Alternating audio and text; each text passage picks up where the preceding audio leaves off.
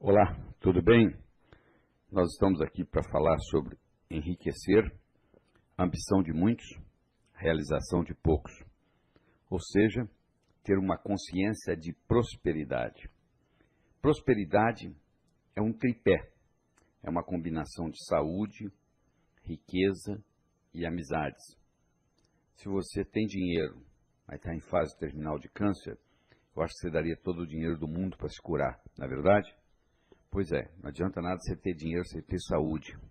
Mas imagine que você tenha dinheiro, que você tenha saúde, mas você não tem com quem compartilhar. Também a vida não teria graça, né? Então essa combinação de saúde, riqueza e amizades é que faz a verdadeira prosperidade. Claro que dentro da riqueza está o aspecto do sucesso financeiro. Sucesso financeiro é quando você nunca faz nada por causa do dinheiro, ou deixa de fazer algo que você goste por falta de dinheiro. Se você está fazendo coisas na sua vida que você não gostaria de fazer por causa do dinheiro, ou deixando de fazer coisas que você gostaria de fazer por falta de dinheiro, você ainda não atingiu esse nível do sucesso financeiro, da independência financeira. Nós temos 4 níveis financeiros. O nível 1 é o nível da sobrevivência. A própria palavra já diz, você está sobrevivendo, você está ganhando hoje o que você gastou ontem, ou seja, você está gastando mais do que você está ganhando. O nível 2 financeiro é o que eu chamo trocando 6 por meia dúzia, ou seja, você está gastando aquilo que você está ganhando, não sobra nada. O nível 3 é o debaixo do colchão. Você consegue ganhar mais do que gasta, só que você não sabe como fazer essa sobra render para você. Você coloca ela, entre aspas, debaixo do colchão.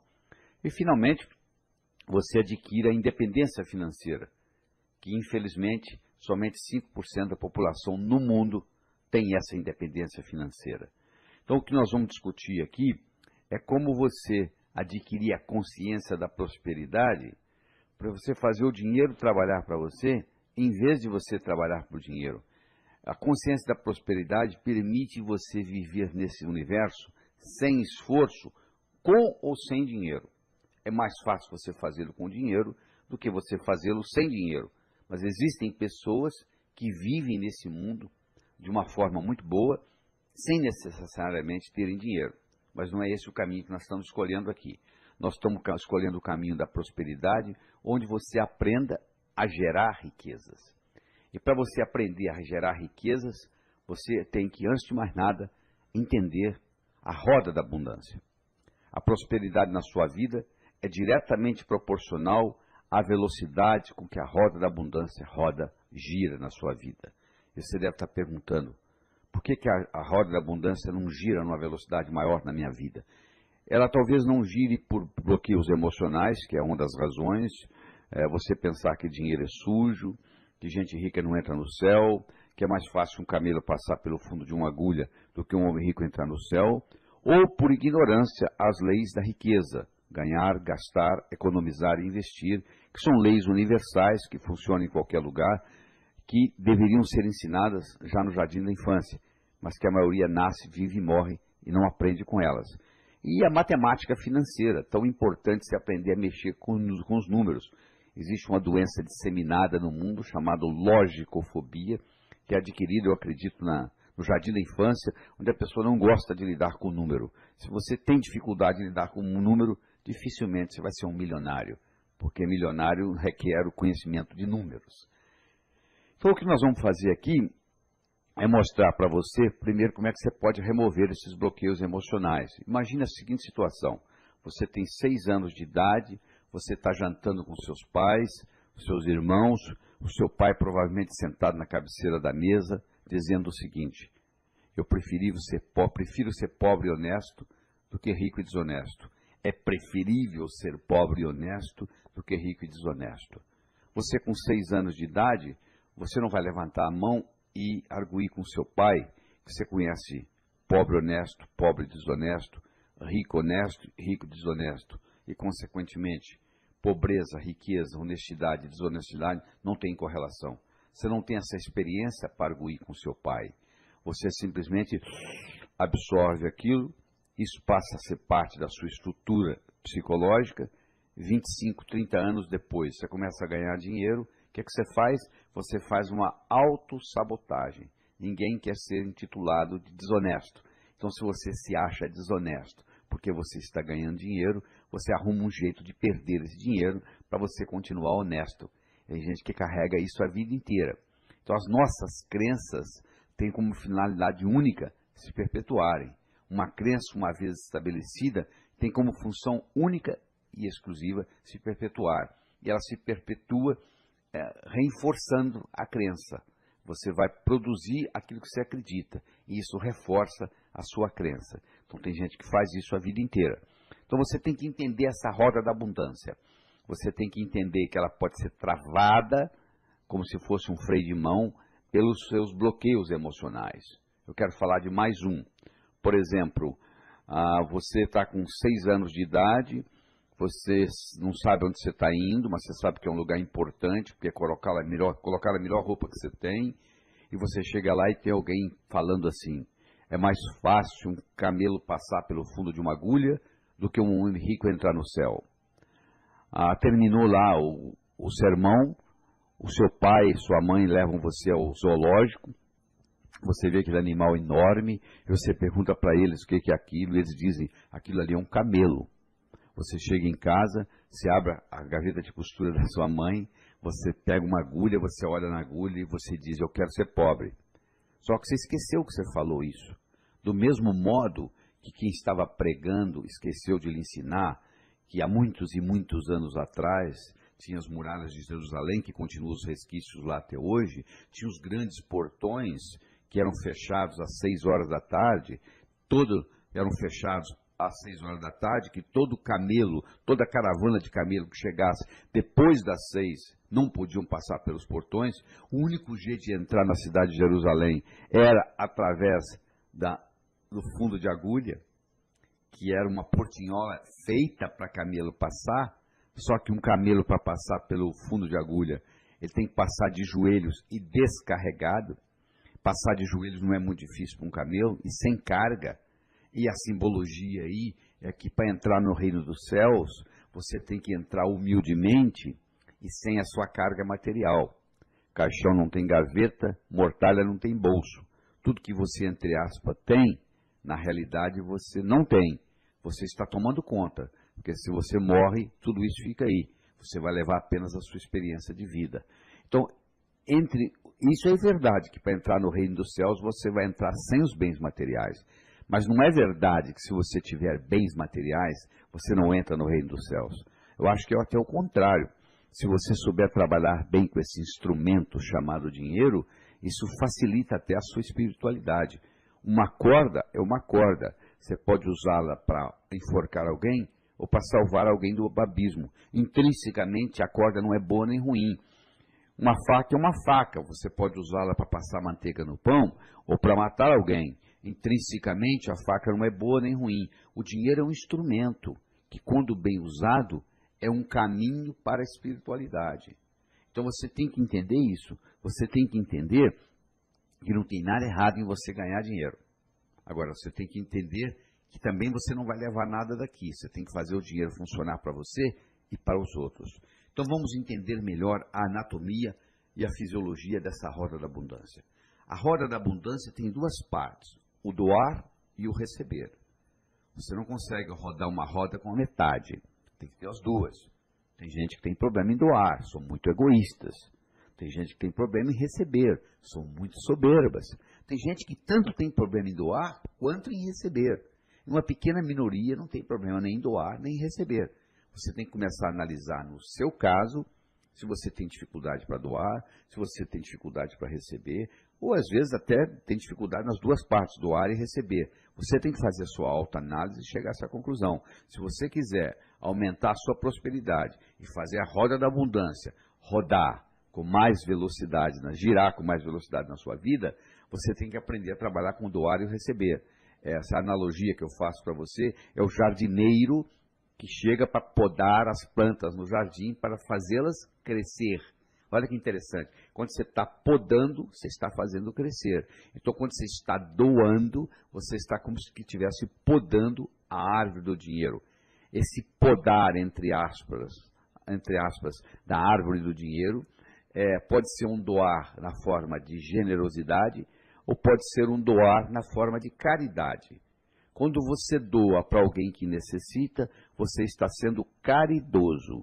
Quando você doa para alguém que não necessita, você está sendo generoso. Se você dá um presente para um amigo seu no aniversário dele, e ele muito bem poderia comprar esse presente, que tem dinheiro para isso, você não está sendo caridoso para com seu amigo no aniversário. Você está sendo generoso. A recomendação é que você pratique as duas coisas. Você tem que praticar caridade e você tem que praticar generosidade. Se você praticar só caridade, você está enviando a seguinte mensagem para o seu inconsciente: no mundo só ganha quem precisa, portanto eu vou ficar necessitado para ganhar. Se você também pratica generosidade, doando coisas, presentes para quem não precisa, você está enviando uma outra mensagem para o subconsciente, para o inconsciente: eu não preciso estar necessitado para ganhar. Então a minha recomendação é que você pratique as duas coisas, tanto a caridade quanto a generosidade. Existem 4 verbos importantes para a gente conjugar no que diz respeito à roda da abundância. É o verbo declarar, o verbo solicitar, o verbo arriscar e o verbo agradecer. O verbo declarar mostra para você a importância do ser vir antes do ter. É ser, fazer, ter. Muita gente pensa assim: se eu tivesse dinheiro, eu faria o que gente rica faz, eu seria rico. Só que não é assim que funciona. Mais de 90% dos ganhadores na loteria, 10 anos depois, estão piores financeiramente do que antes de ganhar. Então, porque não pertencia a eles. O que não parece com o dono é roubado. Primeiro você tem que ser, para depois fazer, para depois ter. E nós somos animais linguísticos. Nós somos através de declaração. Declaração cria realidade. Um noivo e noiva chegam perante o juiz e o juiz diz: eu declaro vocês marido e mulher. A partir daquele momento foi criada uma realidade jurídica naquele casal. Se eles quiserem se separar agora, tem que se divorciar, porque já foi declarado. E o juiz tem autonomia para isso. Você tem autonomia para fazer declarações sobre você. Se você declara que você é próspero, você passa a fazer o que gente próspera faz, você passa a ter prosperidade. Então não subestime o poder do verbo declarar e faça as suas declarações nessa área que você achar necessárias. Aí você tem que trabalhar conjugar o segundo verbo, que é o verbo solicitar. Solicitação gera poder. O indivíduo que é tímido, ele não consegue muita coisa na vida, porque ele tem que saber solicitar, né? Aquele ditado: quem não chora não mama. Você tem que saber solicitar do universo, você tem que saber solicitar de Deus, você tem que fazer a sua solicitação, o que você quer. Terceiro, você tem que aprender a arriscar. Se você não estiver disposto a arriscar, é difícil você ser próspero e enriquecer.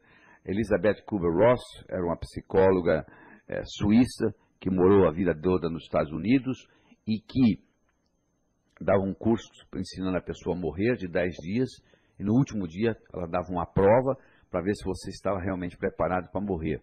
E nessa prova tinha uma pergunta que todos respondiam da mesma forma. A pergunta era a seguinte: se você tivesse que viver a sua vida de novo, o que você faria diferente? Todos respondiam a mesma coisa: arriscaria mais. Você que está aí me escutando, quando você tiver 90, 95 anos, e alguém lhe fizer a pergunta: se você tiver que viver a sua vida de novo, o que você faria diferente? Você também irá responder: arriscaria mais. Arriscar mais não é fazer besteira, é um risco calculado. O trapezista no circo, ele larga um trapézio para pegar o outro, mas ele dá uma olhadinha para ver se o outro trapézio está vindo. Mas naquele período que ele largou um para pegar o outro que já está vindo, ele passa por um momento de vulnerabilidade. Então tem gente que passa a vida inteira não querendo ficar vulnerável em momento nenhum, brigando por entre aspas, segurança, que na realidade não existe, né? Não existe segurança na vida, apenas oportunidades. Então você tem que conjugar mais na sua vida o verbo arriscar. E finalmente você tem que trabalhar com o verbo agradecer. Gratidão é a mãe de todas as outras virtudes. Se você observa, as pessoas em geral estão reclamando daquilo que tiveram e perderam, ou daquilo que gostariam de ter e não obtiveram ainda. Raramente se encontra uma pessoa dizendo assim: eu gostaria de ter isto e tenho, eu não gostaria de ter aquilo e não tenho. Eu gostaria de ter uma boa família e tenho, eu não gostaria de ter câncer e não tenho.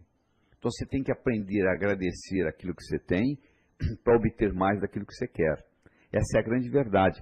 A gratidão funciona como um sistema de retroalimentação num processo cibernético. Então você tem que aprender a conjugar mais frequentemente o verbo agradecer. Então quando você trabalha com o verbo declarar, com o verbo solicitar, com o verbo arriscar e com o verbo agradecer, fica mais fácil você implementar mais velocidade no giro da sua roda da abundância.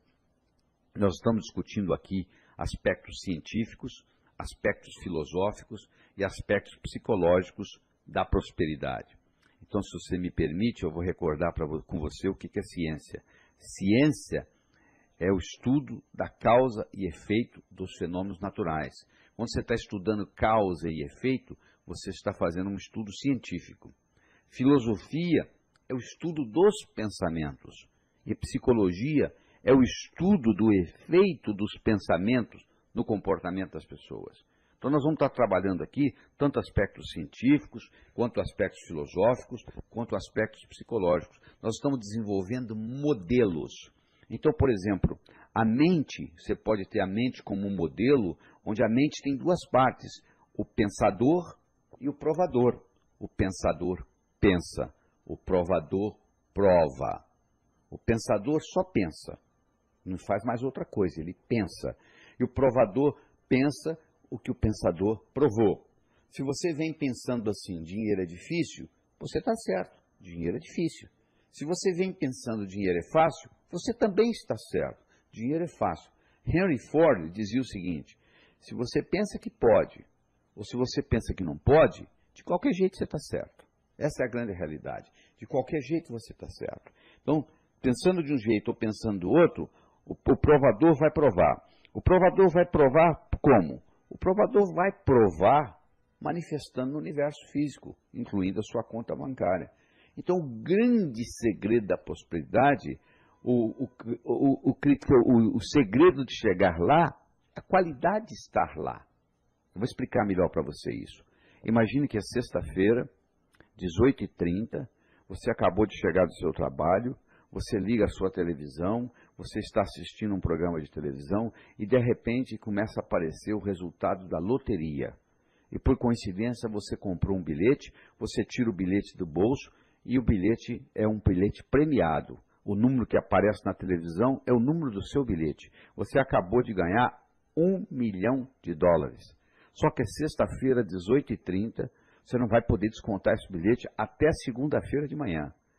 Mas você vai passar um final de semana diferente, não vai? E você tem apenas um papel no bolso. Você vai dizer, mas é um papel premiado. Eu tenho um bilhete premiado no bolso. Eu sei, mas não deixa de ser um papel, não é verdade? Mas você passa um final de semana diferente, porque na segunda-feira você vai transformar este bilhete em $1 milhão.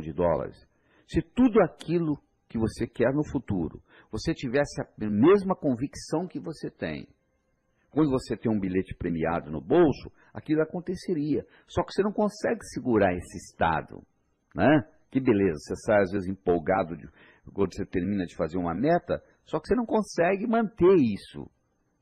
O segredo da prosperidade, o segredo de chegar lá, é a qualidade de estar lá. O que você quer? Eu quero $1 milhão. Se você tivesse $1 milhão, como é que você se sentiria? Aí eu me sentiria assim, assim, assim, assim e assim. Então você passa a se sentir assim 24 horas por dia e esse $1 milhão vai se manifestar na sua vida. Só que infelizmente você não consegue segurar isso por causa da sua estrutura psicológica. Por isso que você está escutando isso aqui. Por isso que você está fazendo esse trabalho aqui comigo. Então lembre-se desse modelo. O pensador pensa, o provador prova. A mente tem duas partes, o pensador que pensa, o provador que prova. E a mente, que não é o seu cérebro, a mente está no corpo todo, porque eu pergunto para uma pessoa assim, onde é que está a sua mente? Ela aponta para o cérebro. Não, o cérebro está aí. A mente está no corpo todo. O seu dedão do pé, se tiver um corte, ele vai curar-se. Ele vai se curar espontaneamente. Existe uma inteligência lá, existe uma inteligência no seu fígado, nos seus rins, no seu baço, e assim por diante. Então é a corporeidade da mente. Esta mente está em conexão com a inteligência divina. Então, através dessa conexão, você pode manifestar nesse plano coisas de outro plano. Através dessa conexão, através da mente. Então você tem que aprender a criar do nada. É verdade, criar do nada. Tudo é criado do nada. Uma cadeira foi criada do nada. Antes de existir cadeira, você ficava agachado. Até que alguém veio e criou uma cadeira. De onde? Do nada. Então, o processo criativo, ele tem 3 princípios. O princípio da autoanálise, o princípio de sugestões e o princípio de metas. O princípio da autoanálise é o seguinte: o que eu venho pensando que fez a minha vida do jeito que ela é hoje? Faça uma autoanálise do que você vem pensando até hoje sobre dinheiro. E você vai olhar na sua conta bancária e você vai ter a resposta. Aquilo que você vem pensando está manifestado lá. O dia que você mudar a qualidade do pensamento, você muda a quantidade de dinheiro que está lá. Segundo, as sugestões. Você escutou uma série de sugestões negativas dos seus pais, que na melhor das intenções, passou para você uma série de coisas erradas. Você, para ser médico, você precisa fazer medicina. Você, para ser advogado, você precisa fazer direito. Você, para ser pai e mãe, você precisa apenas copular. Ninguém faz curso para ser pai. Ninguém faz curso para ser mãe. Ninguém faz curso para ser um bom educador. Então, os pais cometem erros educando os filhos. E os pais nos trazem uma série de negativos específicos. Até a idade de 4, 5 anos, nós recebemos mais de 100 mil nãos. Nós recebemos para um menino de 4 anos, uma criança de 4 anos, para cada elogio, recebe 9 repreensões. Então, olha o impacto que isso tem na mente da gente. Então, nós temos uma série de sugestões negativas com relação a dinheiro. Você, para reverter isso, você tem que pegar essas sugestões negativas, transformá-las em positivas e falar, e escrever, e escutar, e gravar com a sua voz, até que você mude. E terceiro, você tem que entender a diferença entre metas e objetivo. Se eu estou em Nova York e quero ir a Chicago, eu saio de Nova York e fui para Chicago, eu tenho uma meta. Agora, se eu estou em Nova York e quero viajar oeste, quando eu chego em Chicago ainda tem mais oeste. Quando eu chego em Los Angeles, tem mais oeste. Quando eu chego em Honolulu, no Havaí, tem mais oeste. Quando eu chego em Sydney, na Austrália, tem mais oeste. Como a Terra é redonda, eu vou voltar a Nova York. Então, quando eu estou viajando oeste, eu tenho um propósito, viajar oeste. Quando eu estou indo para Chicago, eu tenho uma meta. Então, uma coisa é você ter meta, outra coisa é você ter propósito de vida, ou finalidade de vida. Qual é a sua finalidade de vida? Essa é uma pergunta que você tem que fazer 21 dias seguidos, toda noite antes de dormir. Qual é a minha finalidade de vida? No momento que você descobre a sua finalidade de vida, vários milagres irão ocorrer na sua vida. Você vai ver que você vai ter mais energia, mais disposição. Segunda-feira passa a ser o melhor dia da semana. Você não tem mais problema financeiro no seu universo físico, etc, etc, etc. Você tem que perguntar para você mesmo, qual é a minha finalidade de vida? E não é uma pergunta só, você tem que fazer isso. Tem gente que leva 1 mês, 2, 3, para descobrir. No momento que você descobre a sua finalidade de vida e alinha suas metas com a sua finalidade de vida, muita coisa muda na sua vida. Então, você entender essa diferença entre meta e objetivo ou propósito ou finalidade faz uma diferença enorme na sua vida. Eu agora quero começar a discutir com você as leis da riqueza, que são leis que deveriam ser ensinadas no jardim da infância. Isso funciona, é igual gravidade, funciona em qualquer parte do mundo. Qualquer lugar que você aplicar as leis da riqueza, que é a lei do ganhar, a lei do gastar, a lei do economizar e a lei do investir, essas leis funcionam em qualquer lugar. Então vamos começar com a lei do ganhar. Todo dinheiro é criado pela mente humana. Aliás, eu sempre digo, problema financeiro não se resolve com dinheiro. E quem escuta isso pela primeira vez, acha um absurdo. Como que problema financeiro não se resolve com dinheiro. Não, não se resolve com dinheiro. Problema financeiro se resolve com imaginação. Você está devendo o seu aluguel, você pega o dinheiro emprestado com o seu cunhado, você não faz mais nada. Mês que vem, olha aí, ó, já venceu de novo e o seu cunhado já está querendo receber. A sua empresa não está indo bem. Você vai ao banco e pega dinheiro emprestado e não faz mais nada. No mês seguinte, olha lá, ela continua não indo bem, você agora deve o capital e os juros. O Brasil vai lá e pega dinheiro emprestado com FMI e não faz mais nada. Olha que interessante. Cada vez que o Brasil pega dinheiro emprestado com FMI, nós nos tornamos mais súditos do imperialismo. É uma neocolonização. Não são barcos atracando em nossas praias. É uma neocolonização econômica. Problema financeiro se resolve com imaginação.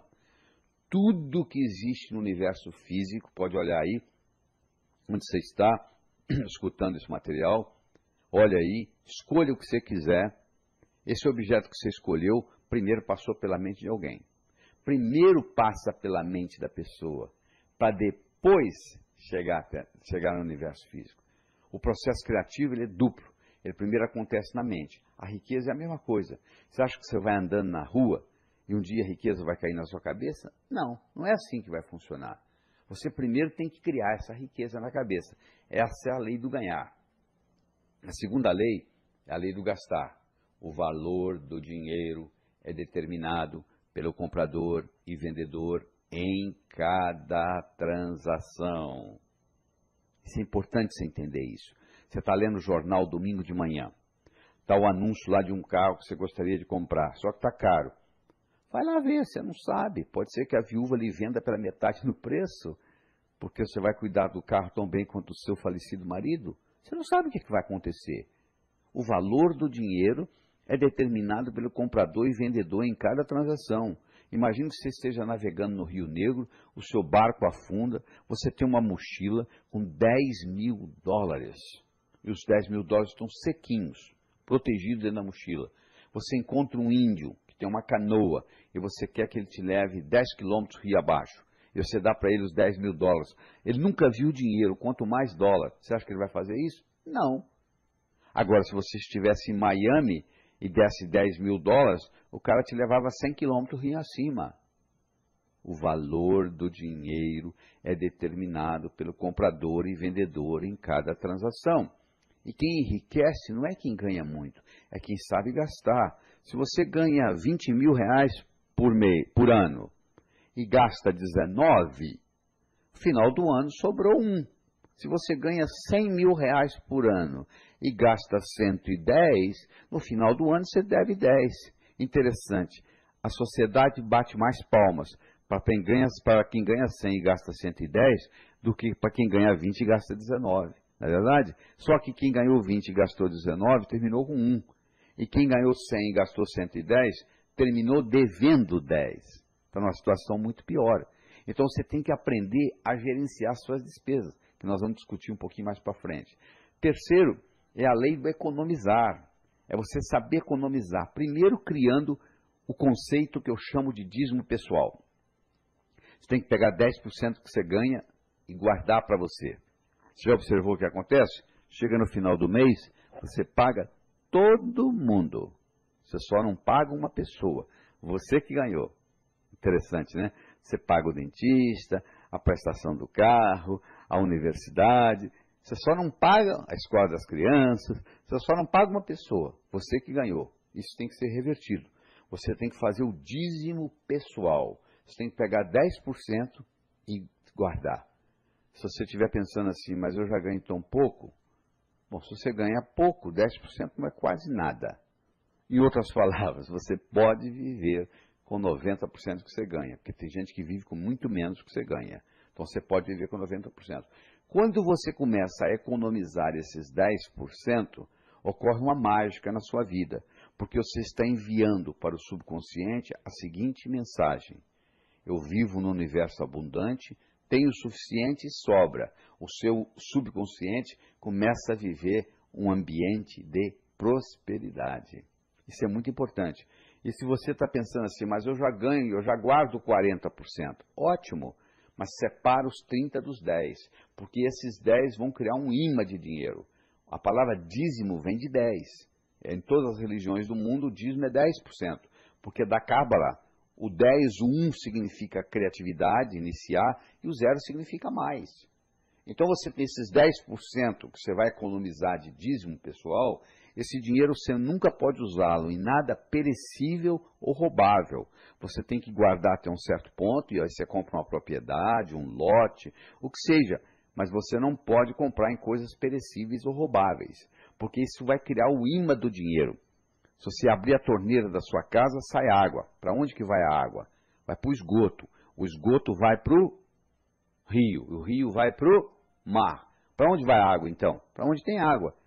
E ódio, para quem tem ódio. E amor, para quem tem amor. E dinheiro, para quem tem dinheiro. O dinheiro não vai para o pobre. O dinheiro vai para quem tem dinheiro. Você vai no banco e fala para o gerente, pelo amor de Deus, eu estou apertado e me empresta dinheiro. Ele diz, não, para você não. Mas se você chega lá e prova para ele que você não precisa de dinheiro, ele vai querer lhe oferecer um empréstimo, porque o banco, afinal, vive de juros. Olha que interessante. O crédito é paradoxal. Quem precisa não tem. Quem não precisa tem. Então, dinheiro atrai dinheiro, semelhante atrai semelhante. Se eu começo a criar um imã de dinheiro, eu começo a atrair mais dinheiro. Por isso que o dízimo é importante, esse dízimo pessoal que você tem que fazer. E vem depois a parte do investir. O investimento é fundamental. A maioria dos brasileiros não sabe investir. O investir, você faz o dinheiro trabalhar para você, em vez de você trabalhar por dinheiro. O investir tem que ter legalidade, você não vai investir na distribuição de cocaína, você tem que investir numa coisa legal, que tenha legalidade, você vai investir, aí você vai buscar se tem mais ou menos rentabilidade, mais ou menos segurança, mais ou menos liquidez. Rentabilidade, segurança e liquidez são os 3 pontos-chave de um investimento. Tem dinheiro que você vai deixar lá mais a longo prazo, você não está preocupado com a liquidez, mas você está preocupado com a segurança ou com a rentabilidade. Tem dinheiro que você precisa de mais liquidez. A rentabilidade talvez não seja tão alta, mas você pode tirar a hora que você quiser. Às vezes você coloca um dinheiro na poupança e você pode ir lá e tirar o dinheiro a hora que você quiser. Mas se você compra uma casa, você não pode querer vender a casa, pode ser que você não encontre comprador no dia que você quer vender a casa. Então já não tem a mesma liquidez de uma caderneta de poupança. Aí você vai ter que decidir aí se é mais ou se é menos. Mas só trabalhar com as leis da riqueza não é o suficiente. O ganhar, o gastar, o economizar, o investir é muito importante. Você tem que estar preocupado com isso. Agora, você também tem que ver o aspecto psicológico da coisa. Existem os pesos pesados, que eu chamo, na psicologia, que interferem na sua capacidade de ganhar dinheiro. Por exemplo, o modo como você nasceu faz uma diferença enorme.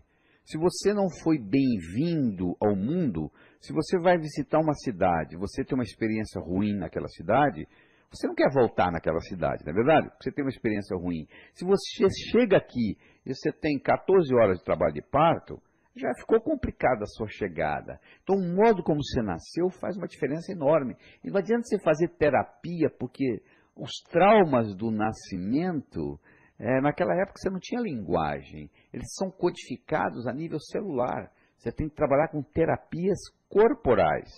Nós temos um curso chamado Sintonia, fazemos no Brasil 5 vezes por ano, vem gente do mundo inteiro, são 39 horas de trabalho, 12 no primeiro dia, 17 no segundo e 10 no terceiro, fazemos no Hotel Fazenda, é uma sexta, sábado e domingo, e as pessoas vêm, fazem essa sintonia, e na primeira noite nós transformamos a sala, que é enorme, num grande útero, onde nós colocamos uma música alta, que foi gravada em Atlanta, Geórgia, por um dispositivo colocado dentro do útero de uma mulher grávida. Então, o som que você escutava quando você estava no útero da sua mãe é jogado naquela sala. Nós colocamos essência, que dá um aroma de maternidade, de lavanda, e nós fazemos uma respiração, onde você respira, inspira, expira, inspira, expira, e você cria o que em medicina nós chamamos de uma alcalose respiratória, e você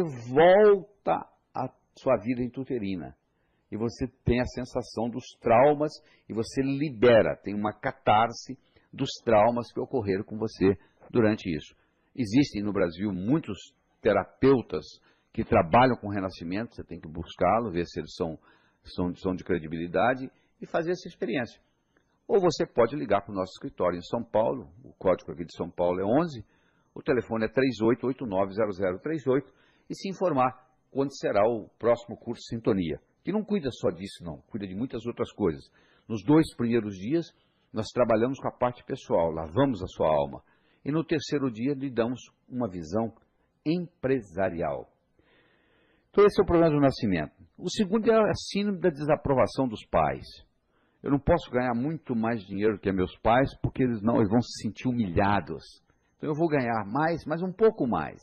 Então, se você tem a síndrome da desaprovação dos pais, se você tem essa necessidade de não ganhar muito mais do que seu pai, às vezes essa necessidade até é inconsciente, 30% das pessoas no mundo têm a síndrome da desaprovação dos pais, que funciona na roda da abundância como se fosse um freio de mão, essa é a grande verdade. Então 30% das pessoas têm, eu não sei se é o seu caso, mas o fato é que essa síndrome da desaprovação dos pais, ela trava a roda da abundância. E você tem que trabalhar isso psicologicamente primeiro, para depois saber usar inteligentemente as leis da riqueza, o ganhar, o gastar, o economizar e o investir. A negatividade específica são aquelas negatividades com relação a dinheiro, né? Dinheiro é sujo, gente rica não entra no céu, eu prefiro ser pobre e honesto do que rico e desonesto, que nós já discutimos nesse material, em que você tem que reverter isso na sua cabeça. E a sensação de morte iminente é você ter aquela sensação de que você vai morrer a qualquer momento. Então, a pessoa que tem um sofrimento no nascimento, e quando ela respira pela primeira vez, ela respira, porque o nascimento aqui fora da vida intrauterina, começa com uma inspiração, e a vida termina com uma expiração. Por isso, quando alguém morreu, se diz, fulano expirou, né? Morreu, quer dizer, parou de respirar. Então, quando você inspira, se você inspira com uma sensação de dor e uma sensação de morte, isso fica codificado no seu cérebro. Então, a gente tem que viver com a sensação que a gente fosse viver para sempre. Quantas pessoas você conhece com 65 anos de idade, que tem uma experiência enorme, bonita, que podia estar sendo útil à humanidade e já está se programando para morrer?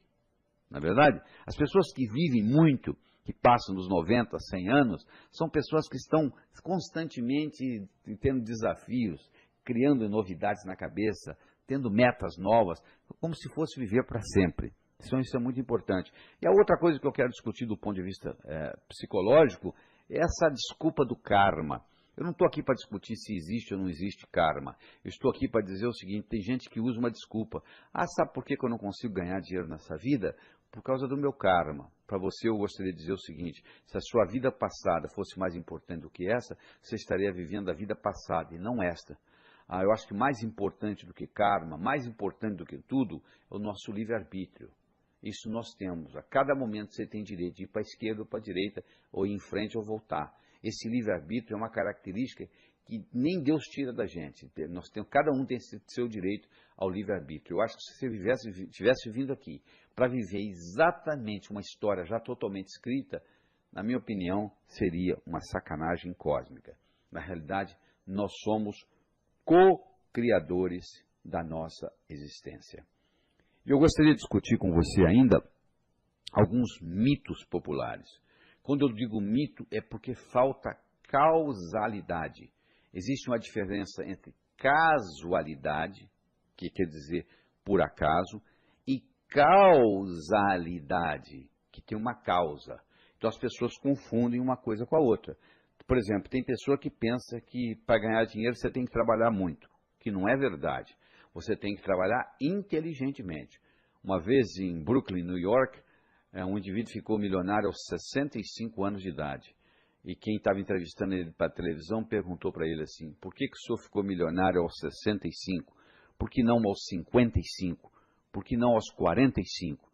E ele respondeu, estava tão ocupado, trabalhando, que eu não tinha tempo de ganhar dinheiro. Olha que resposta profunda. Às vezes o sujeito está tão obcecado com o que ele está fazendo no dia a dia, que ele não tem tempo de dar um passo para trás e ver a coisa numa perspectiva maior. Não sei se esse é o seu caso, mas às vezes é importante tirar férias. Às vezes você volta das férias renovado e com ideias novas. Então, às vezes você está trabalhando muito e não está saindo do lugar. Então você tem que dar uma checada nisso. O outro mito é que eu não posso ganhar dinheiro e me divertir ao mesmo tempo. O sujeito fala assim, durante a semana eu trago o leite das crianças, agora sábado e domingo eu faço o que eu quero. Meu amigo, o que você faz por diversão, alguém faz por profissão. Isso eu posso lhe garantir. Eu não sei qual é o seu hobby, mas eu posso lhe garantir que aquilo que você faz por diversão, alguém faz por profissão. O que você gosta de fazer? Jogar tênis? Tem gente que é instrutor de tênis. Então, o ideal é você pegar um hobby, transformá-lo em profissão. Nunca mais você vai trabalhar. Você vai estar sempre se sentindo de férias. Então, o ideal é você ter uma profissão que você não precisaria receber para estar feliz. E cobrar, e fazer aquilo. Aí você vai estar sempre satisfeito, porque vai estar fazendo o que você gosta. Você tem que fazer o que você gosta e gostar do que você faz. Tem que ser as duas coisas. Porque por melhor que seja o que você está fazendo, esse é o filé mignon. Sempre vão ter outras coisas.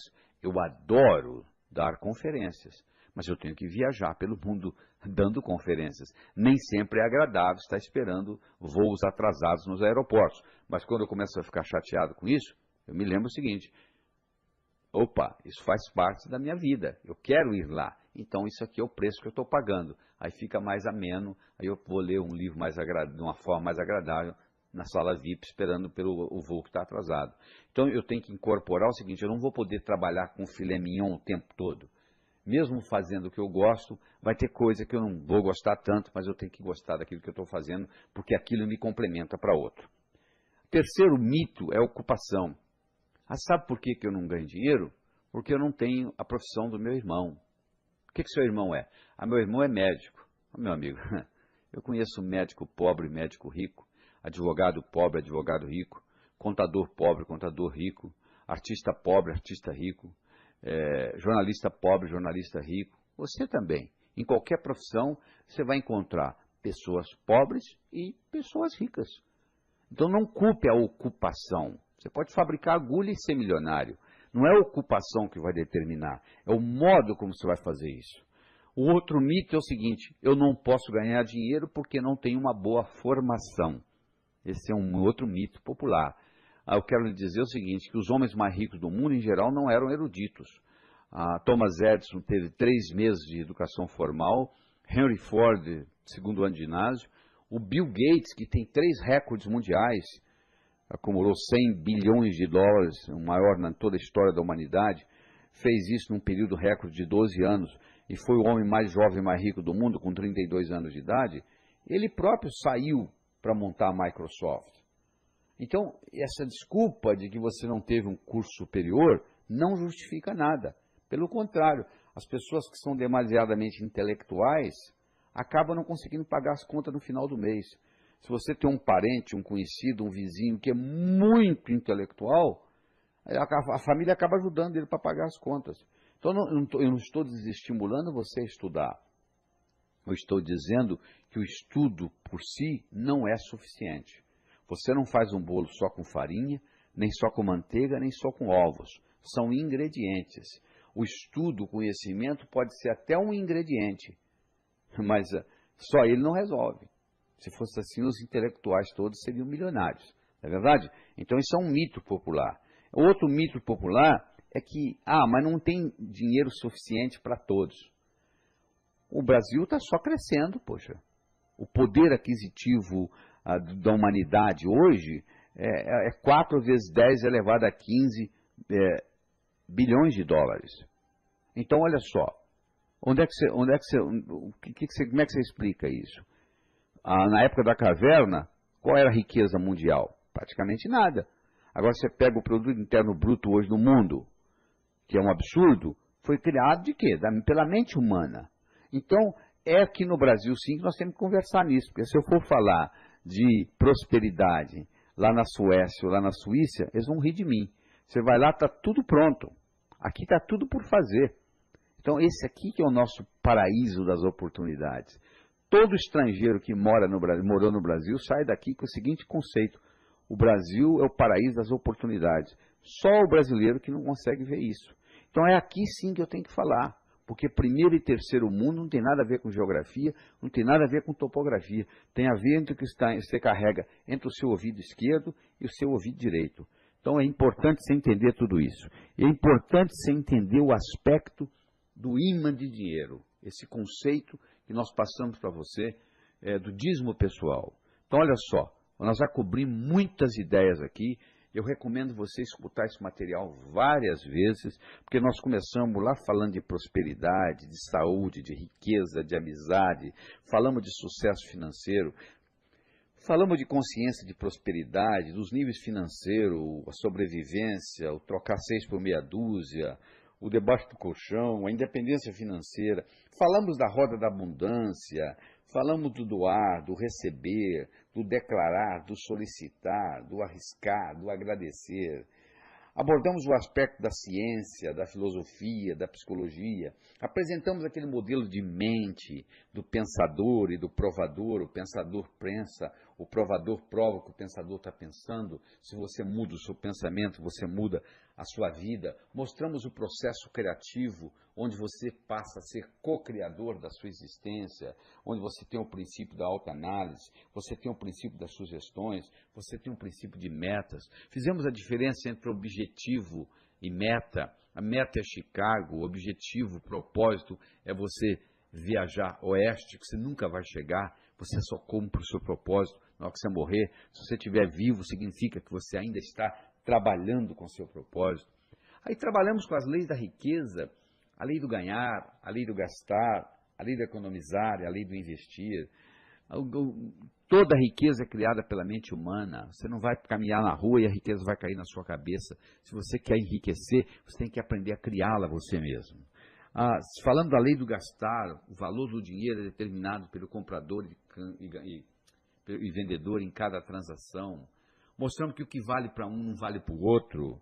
Falamos da importância da economia, de você saber economizar, de você separar os 10%, de você trabalhar com a generosidade, de você trabalhar com a caridade. Falamos a importância do investir, você colocar o dinheiro trabalhando para você, em vez de você trabalhar por dinheiro. Falamos da importância da liquidez, da rentabilidade, da segurança e, claro, da legalidade do seu investimento. Abordamos os aspectos psicológicos da prosperidade, falamos da importância dos traumas de nascimento que você tem que liberá-los com terapia que chama Rebirthing, criado pelo Leonard Orr, um discípulo de Freud. Falamos sobre karma, aí discutimos mitos, uma coisa é casualidade, outra coisa é causalidade, que não são sinônimos. Trabalhar muito não é causa de riqueza, eu trabalho muito, então não é que eu não estou dizendo você para não trabalhar, mas acontece que só trabalhar não é suficiente, você deve procurar uma coisa que você gosta e fazer do seu hobby a sua profissão. Mais importante que a sua erudição é a sua competência de ação. Não adianta você estudar muito o que está no livro, você tem que colocar a coisa em prática. E você tem que, a sua formação não necessariamente o fato de você ter um nível superior, deixar de ter um nível superior, você vai ganhar mais ou menos dinheiro. E o universo é um lugar potencialmente abundante. Eu quero terminar aqui com uma história. Era uma vez, no inferno, Lúcifer estava muito preocupado porque estava havendo uma crise, o número de pecadores estava diminuindo. Ele convocou uma reunião de marketing e começou a discutir e escutar conselhos e opiniões do pessoal. E um capeta mais antigo levantou a mão e disse: eu acho que lá na Terra nós temos que fazer o sujeito gastar mais, porque para gastar mais ele vai ter que ganhar mais. Para ganhar mais, ele vai ter que trabalhar mais. Ele vai trabalhar, ganhar, gastar, trabalhar, ganhar, gastar. A vida vai passar, ele não vai fazer nada, vai terminar aqui, não vai evoluir. Aí o Lúcifer falou: sua opinião é muito boa, mas eu quero escutar outros. Um outro capeta levantou a mão e disse: eu acho que lá no planeta Terra a gente deve fazer o ser humano só gostar do outro, só se preocupar com o outro, só fofocar sobre o outro, só cuidar do outro, não ter amor próprio, não cuidar de si próprio, não evoluir e terminar aqui. E o Lúcifer disse: a sua opinião também é boa, mas eu quero escutar mais. E um capetinho estagiário, um diabinho estagiário levantou a mão. Lúcifer olhou para ele com a cara feia, perguntou o que ele queria. Ele disse: eu quero dar uma opinião. Disse: qual é a sua opinião? Por que a gente não faz no planeta Terra o ser humano pensar que ele vai viver para sempre? E Lúcifer então perguntou: e o que tem a ver pensar que vai viver para sempre e vir para o inferno, com vir para o inferno. Esse é o sujeito que vai pensar que vai viver para sempre, ele vai deixar o importante para amanhã, para amanhã, para amanhã. A vida vai passar, ele não vai fazer nada, não vai evoluir, vai terminar aqui. Diz que a face de Lúcifer se iluminou. Ele disse, é isso que nós vamos fazer. Sabe o que o diabo fez? Ele colocou na mente de cada um de nós a semente da eternidade. Você pensa que seu primo vai morrer antes de você, que seu vizinho vai morrer antes de você, que seu chefe vai morrer antes de você, mas você não. Você vai ficar aqui para a eternidade. Aí sabe o que você faz? Como a maioria dos que já morreram, você vai deixando para amanhã, para amanhã, para amanhã. Se você fosse um cemitério e conversasse com quem, entre aspas, está morando lá, eles iam dizer que a vida foi curta, que não deu tempo de fazer o que eles tinham que fazer. Você está escutando esse material todo. Você vai colocar ele em prática? Ou é apenas um exercício para escutar? Eu recomendo que você escute ele pelo menos 5 vezes, para mexer na sua estrutura psicológica. E coloque em prática. Porque não adianta só você escutar. Você tem que colocar em prática. Esse conhecimento só vai ter valor o dia que ele passar do campo do pensamento para o campo da ação. Eu espero que novos caminhos se abram à sua frente, que o vento sopre levemente às suas costas, que o sol brilhe suave e morno no seu rosto, que a chuva caia de mansinho em seus campos. E até que nos encontremos de novo, que Deus lhe guarde nas palmas de suas mãos. Até logo.